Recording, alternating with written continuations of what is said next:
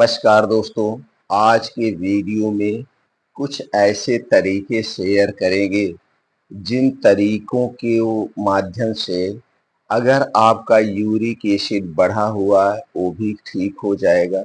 अगर uric acid नहीं बढ़ा है तो दोस्तों आपके शरीर में कभी यूरिक एसिड नहीं बढ़ेगा और यूरिक एसिड बढ़ने के कारण जिन समस्याएं उत्पन्न होती हैं उन समस्याओं से आप दूर रहेंगे।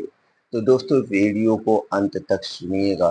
सुनने के बाद ये जानकारी ज़्यादा से ज़्यादा लोगों तक शेयर करिएगा। मित्रों, अगर आप हमसे जुड़ना चाहते हैं, आयुर्वेद की सही सही जानकारी लेना चाहते हैं, इसी तरह से दोस्तों कुछ अद्भुत नुस्खे या चमत्कारी नुस्खे सीखना चाहते हैं, जिसके माध्यम से आप छोटी बड़ी बीमारी को घर पे रहकर कुछ घरेलू चीज़ों से, कुछ आयुर्वेदिक चीज़ों से इसे कंट्रोल कर सकते हैं, ठीक कर सकते हैं। तो दोस्तों चैनल को सब्सक्राइब करके बेल आइकॉन का बटन ऑन कर दीजिए, जिससे हर एक वीडियो की नोटिफिकेशन आपको मिलती रहे। तो मित्रों, सबसे पहले ये जानने की ज़रूरत है कि यूरिक एसिड आखिर बढ़ता क्यों है? इसके बढ़ने के कारण क्या है? दोस्तों हमारा आयुर्वेद कहता है आप अपने शरीर के सबसे बड़े डॉक्टर हैं। आप अपने शरीर के सबसे बड़े डॉक्टर हैं। आप चाहें तो आपको कोई बीमारी नहीं होगी। क्यों नहीं होगी? क्योंकि दोस्तों अगर आप प्राकृतिक नियमों का पालन करते हैं, आयुर्वेद के रूल्स को फॉलो करते हैं, तो आप हर एक बीमारी से दूर रहेंगे। तो चलिए मित्रों, सबसे पहले हम ये जान लेते हैं यूरिक एसिड को बढ़ाने वाली कौन कौन सी चीजें हैं जिन्हें हमें नहीं लेना है।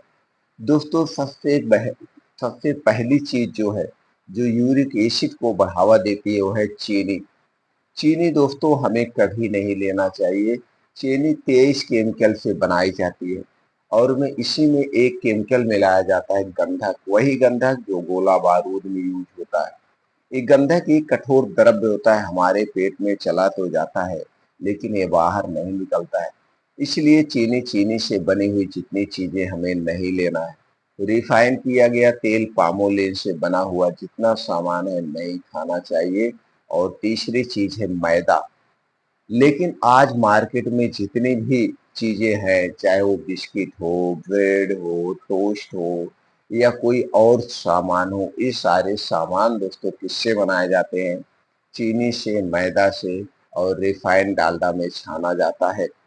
उसके बाद इसे एक प्रोसीजर किया जाता है। फिर आर्टिफिशियल कलर मिलाया जाता है कलरफुल बनाने के लिए। बीज डाला जाता है स्वाद को बढ़ाने के लिए और ज़्यादा दिन तक सुरक्षित रखने के लिए दोस्तों एक प्रकार का इसमें केमिकल डाला जाता है, जिसे आप जहर कह सकते हैं। ये सारे वेस्ट पदार्थ जब आप खाते हैं तो दोस्तों ये जा करके आपके आंतों में चिपक जाती है और आंतों में एक मोटी लेयर होती है, मोटी लेयर बन जाती है। धीरे धीरे दोस्तों आपको पेट में गैस, कब्ज, दर्द, एसिडिटी बढ़ जाती है और फिर आपके जोड़ों में दर्द होने लगता है, घुटनों में दर्द होने लगता है। और अगर बहुत ज़्यादा यूरिक एसिड बढ़ गया तो दोस्तों आगे चल के आपकी किडनी भी प्रभावित होती है, शरीर के और अंग प्रभावित होते हैं। इसलिए बाहर की जितनी भी चीज़ें हैं, चाहे जंक फूड हो, चाहे फास्ट फूड हो, चाहे समोसे हो, बर्गर हो, पिज्ज़ा हो, मोमोज हो, पानी पूरी हो, सारी चीज़ें आप खाने से बचना होगा। इन्हें छोड़िए।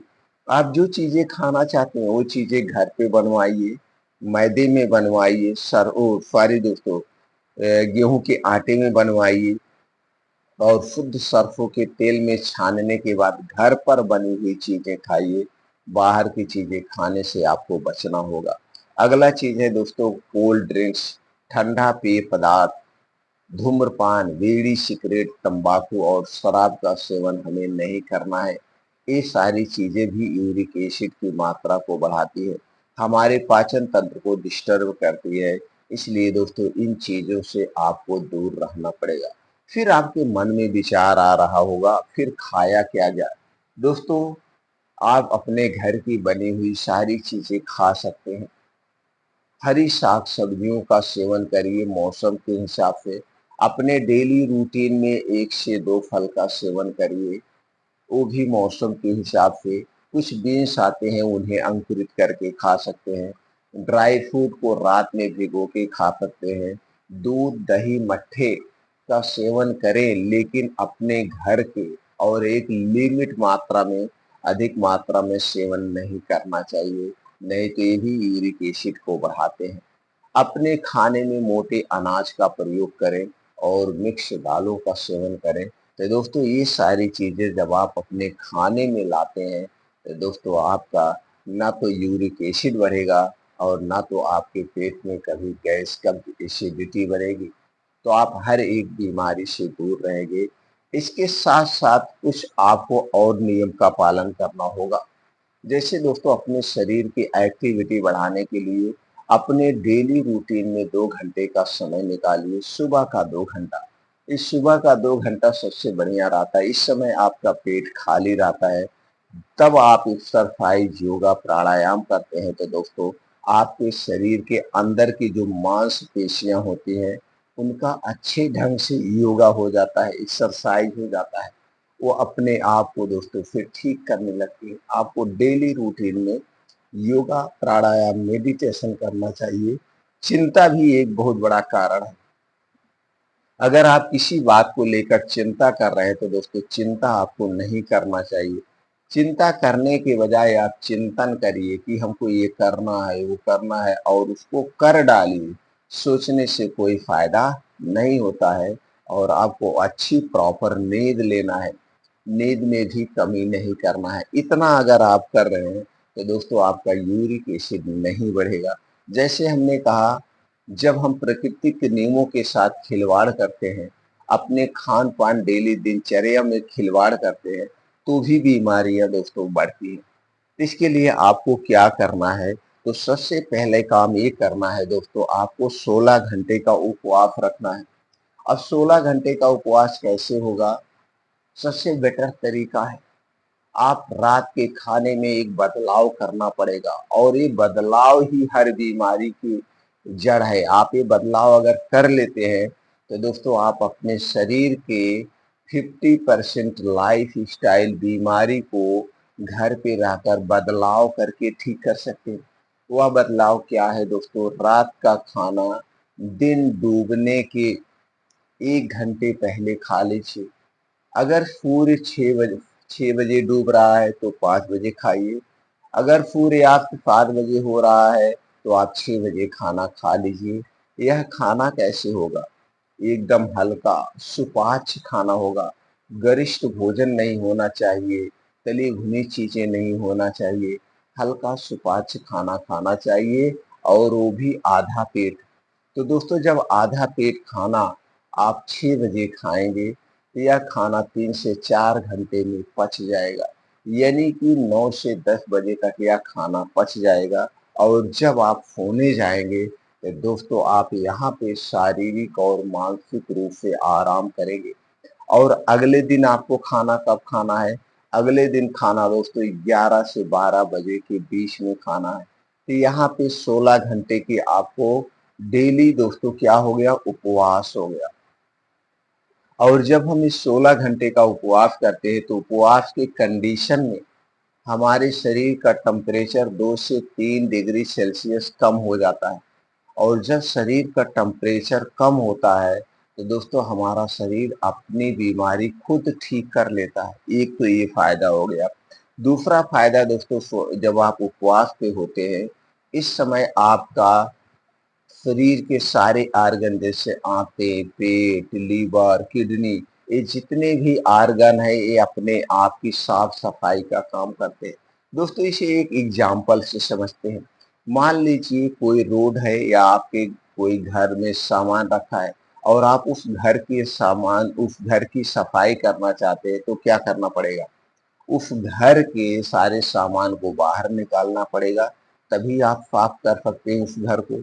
इसी तरह से जब आप उपवास पे होते हैं, तो आपके शरीर के सारे आर्गन खाली होते हैं, आराम की मुद्रा में होते हैं, तो दोस्तों ये साफ सफाई का काम करते हैं। रोड की सफाई करना हुआ, तो रोड पे गाड़ियां बंद करना पड़ेगा, तभी आप रोड की सफाई कर सकते हैं। तो दोस्तों ये उपवास के बहुत ही महत्वपूर्ण रोल है। तो आपको 16 घंटे डेली का उपवास करना है, सूर्य डूबने के पहले खाना खाना है। अगर आप ये नियम अपना ले गए तो आपके शरीर के 50% लाइफ स्टाइल बीमारियां अपने आप ठीक होना शुरू हो जाएगी। जैसे आपका यूरिक एसिड बहुत ज्यादा बन रहा है, ये भी कम हो जाएगा। दूसरी चीज blood pressure, blood sugar, cholesterol बढ़ा हुआ, फैटी लीवर, पेट में अगर गैस कब्ज एसिडिटी हो रही है तो ये सारी समस्याएं अपने आप ठीक होना शुरू हो जाएगी। तो 16 घंटे का उपवास हो गया। और दोस्तों अब चलिए जानते हैं कुछ तरीके जिससे आप यूरिक एसिड को घर पे रह के ठीक कर सकते हैं। सबसे पहला तरीका है, आपको अपने आंतों की सफाई करना पड़ेगा, इसे मिस नहीं करना है। आंतों की सफाई करने का दो तरीका है। पहला तरीका आपको अपनाना है, पानी का एनीमा लेना है। पानी का एनीमा, पानी के एनीमा का कोई साइड इफेक्ट नहीं होता है, इसका कोई नुकसान नहीं है और ना तो दोस्तों इसकी कोई आदत पड़ती है। तो पानी का एनीमा लेने के लिए आपको पानी एनीमा का सेट लेना पड़ेगा, जो मेडिकल स्टोर की दुकान पे मिल जाएगा। पानी आपके घर पे है, यही पानी जो आप पानी को पीते हैं। तो पानी का इनिमा कैसे ले, तो दोस्तों आपके कोई फैमिली डॉक्टर होंगे, उनके पास जाइए, बताइए सर हमें पानी का एनिमा लेना है, तो लगा के बता देंगे। तो एक दिन वो लगा के बता देंगे, फिर उसके बाद आपको उसी ढंग से पानी का एनिमा लेना है। और ये पानी का एनिमा आप घर पे ले सकते हैं। कितना दिन तक लेना है? 21 दिन तक लगातार। लगातार 21 दिन तक लेना है। 21 दिन के बाद आप लेंगे दोस्तों हफ्ते में 2 बार, हफ्ते में 2 बार 21 दिन तक, फिर हफ्ते में 1 बार 21 दिन तक, फिर उसके बाद 15 दिन पे 1 बार, लेने के बाद फिर महीने में 1 बार करके इस तरह से इसे आप छोड़ देंगे। तो क्या होगा, इससे पूरी आंतों की साफ सफाई हो जाएगी।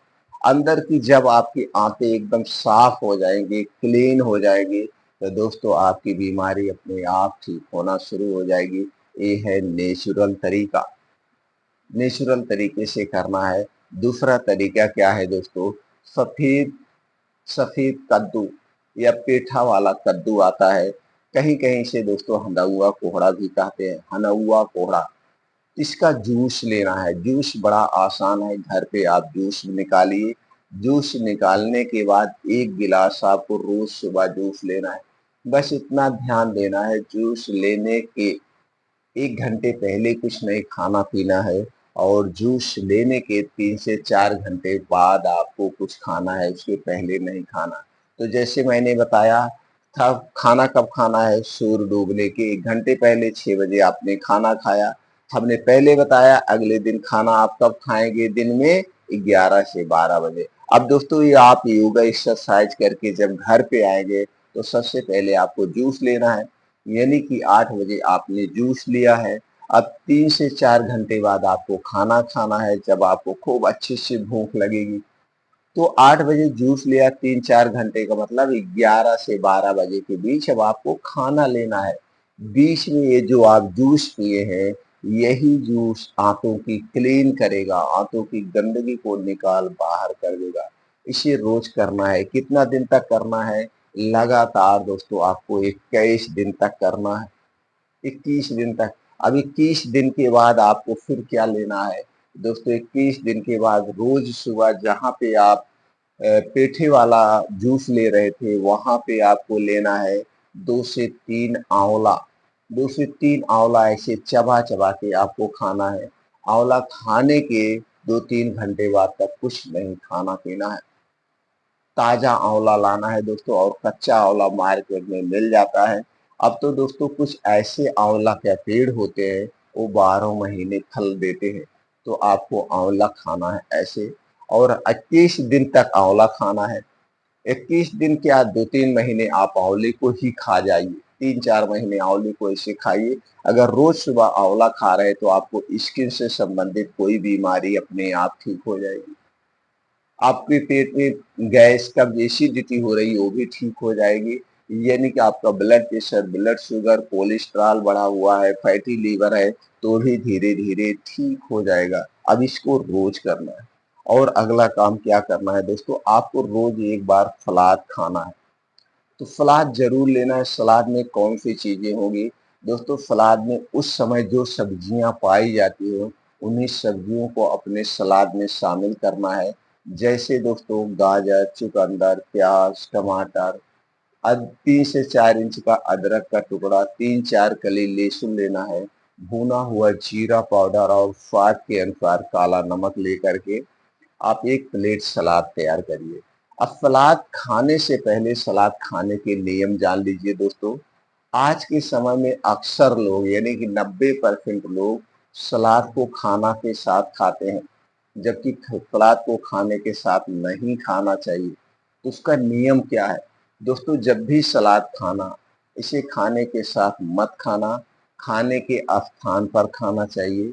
यानी जब आप सलाद खाना उस टाइम खाना नहीं खाना है, सिर्फ सलाद ही सलाद खाना है। सलाद को जब भी खाना इसे दिन में खाना, सलाद रात में नहीं खाया जाता है। सलाद खाने से 1 घंटे पहले पानी नहीं पीना है और सलाद खाने के दोस्तों 2 से 3 घंटे बाद तक पानी नहीं पीना चाहिए। एक दिन में कितना सलाद खाना चाहिए? एक दिन में दोस्तों हमें जितना हमारा वेट है, वेट का 5% सलाद खाना चाहिए। जैसे आपका वेट अगर 60 किलो है तो 300 ग्राम सलाद, 50 किलो है तो 250 ग्राम सलाद आपको रोज लेना है।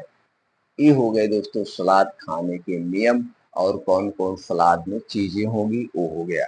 अब दोस्तों क्या करना है, चलिए दोस्तों एक आयुर्वेदिक चूर्ण बनाना बताते हैं। कुछ ऐसी औषधियां हैं, उन्हें मार्केट से लाना है। चाहे आप औषधियां साबुत लाइए पंसारी की दुकान से, जड़ी बूटी की दुकान से, या दोस्तों इसका बना बनाया पाउडर ला करके आपको लेना है। तो चलिए दोस्तों जानते हो पाउडर कैसे बनाना है, कौन कौन सी चीजें हैं। दोस्तों आपको लेना है गिलोय। गिलोय का चूर्ण 50 ग्राम, सौंठ 50 ग्राम, मुलेठी 50 ग्राम, कुटकी 50 ग्राम और पुनरवा 50 ग्राम। ये पांचों चीजों का पाउडर बना बनाया आता है, वो ले लीजिए, या साबुत लाके अपने मिक्सर में घर पे पाउडर बना लीजिए। लेकिन ये पांचों चीजों की बराबर मात्रा होगी।